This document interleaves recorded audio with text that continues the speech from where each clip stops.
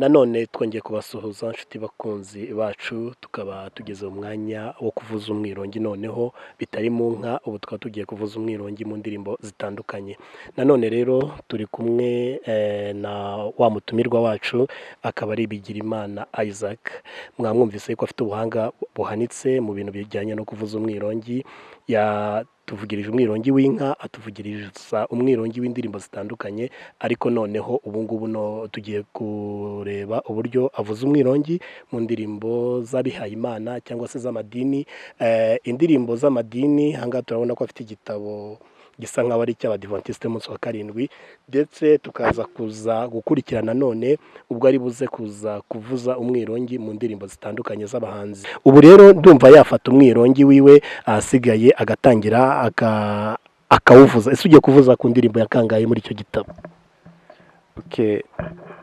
igitabo kirimo indirimbo nyinshi kirimo indirimbo zigera muri 304 ariko yishoboka yose ngomba kuyivuza kuko biterwa n'iyo mbese numva muri uwo mwanya nshaka kuvuza cyangwa se nk'iyo mbona yashimisha nk'abantu muri rusange ngerageza kuyivuza nta kibazo ubu ngubu hari nk'indirimbo ya 89 ni bayita gihe cyiza cyo gusenga iyo ngiyo rwose ndumva nayivuza nta kibazo ndetse ni 116 yitwa ntacyo wasigiye Yesu izo ndirimbo ndumva arizo naba nabahitiyemo wenda kuba nazivuza nta kibazo reka tugufashe noneho ufata umwirongi wawe ahasigaye noneho utangire uturirimbire nta kibazo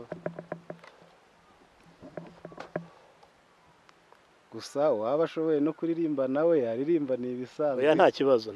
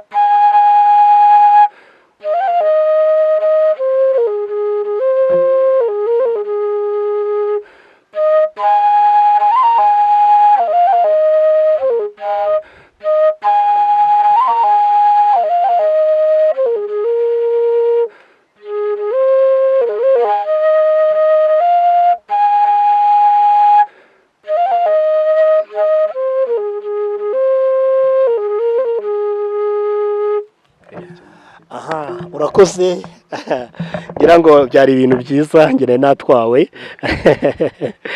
ngira ngo mwabyumvise rero uyu ni Bigirimana Isaac mu by'ukuri nubwo twari tumenyereye yuko indirimbo zicurangwa mu mwirongi wenda bacurangaga mu gihe babaga bari mu nka ariko noneho mubonye yuko ubu ngubu aho bigeze ubu ngubu bimaze gutera imbere dusigaye ducuranga turi no mu ndirimbo zisanzwe ntabwo ari iyo ngiyo gusa rero afite izindi nanone yaduteganyirije ni indirimbo ya kangahe indirimbo y'116 116 twongere tubabwire aho muri hose yuko ahangaha turi ahitwa mu Bitenga mu karere ka Rutsiro mu murenge wa Ruhango, ni mu mashyamba ya Gishwati hejuru cyangwa se mu nzuri za Gishwati, kuko hari ishyamba rya Gishwati rifatanyije na Mukura, ni parike nshyashya y'ubu ngubu, nanone akaba hari inzuri. Hari abaturage bahatuye rero bagifite umuco nyarwanda, umuco nk'uko namwe mwabyiboneye byose barabyujuje.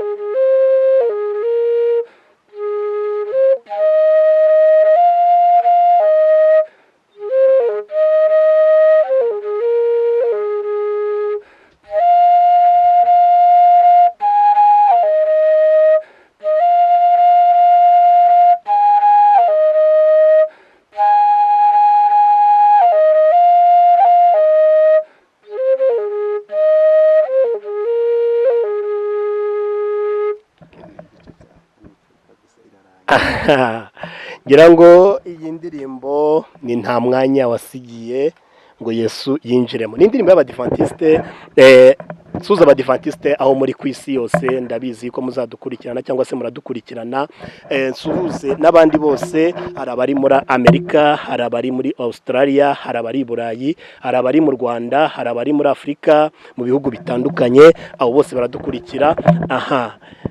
Uyu ni Bigirimana Isaac, reka tumushimire naho ubutaha. Israel Mbonyi bivuze yuko iyo ugiye gucuranga indirimbo ye ku mwirongi, bivuze yuko n'indirimbo y'ubuyikunda. Yes, utubwira uburyo uri buze kuza kubikoramo none. Ngewe indirimbo ya Israel Mbonyi nayicuranga kuko ni umuhanzi nkunda. Mu ndirimbo ze ndakeka ariwe muhanzi uri kuri top muri ngewe, ukuntu umuntu akunda n'abandi bahanzi, ariko cyane cyane akaba ariwe muhanzi ngewe nkora ku mutima hakurikijwe indirimbo ze. Indirimbo ya Israel Mbonyi rero nkaba nayicuranga mu mwirongi, nifashishije uburyo nyine nawe acuranga, uburyo ijwi rye rigenda. Wenda utaratangira, ese abagukenera uri ready yo kuba bakubona ku mwirongi wawe? Cyane rwose, aho baba bari hose. Okay, ngaho dutangire none. Murakoze.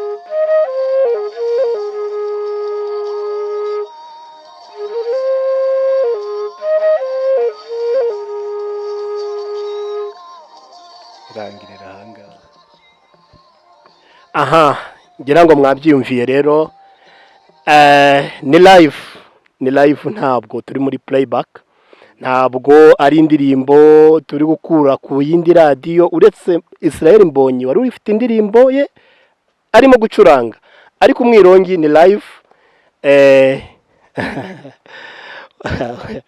Sinzi icyo navuga, njye byandenze, ariko banyarwanda mudukurikira aho muri hose, abari ku isi yose mudukurikira, mumenye yuko hari abantu bafite impano, kandi zihishe hirya no hino zitapfa kugaragara, ariko bigira imana. Isaac we impano ye turayigaragaza, kandi ndakeka izabageraho mwese aho muri ku isi yose. Nshuti bakunzi ba Umuco wacu, reka tubashimire, reka tubabwire yuko tuzakomeza kugenda tugaragaza impano z'abantu batandukanye. Aha rero ni ukuvuga ngo twari turi ahitwa mu Bitenga, ni mu karere ka Rutsiro. Mwabonye yuko mu murenge wa Ruhango, mwabonye ko hari impano nyinshi zitandukanye. Si ibingibi twabonye ibintu byinshi bitandukanye, kandi nkeka yuko aho muri hose ku isi muzabikurikirana. Reka rero tubashimire, tubabwire tuti ibyiza biri imbere, ni hamwe natwe. Bye bye, ciao ciao.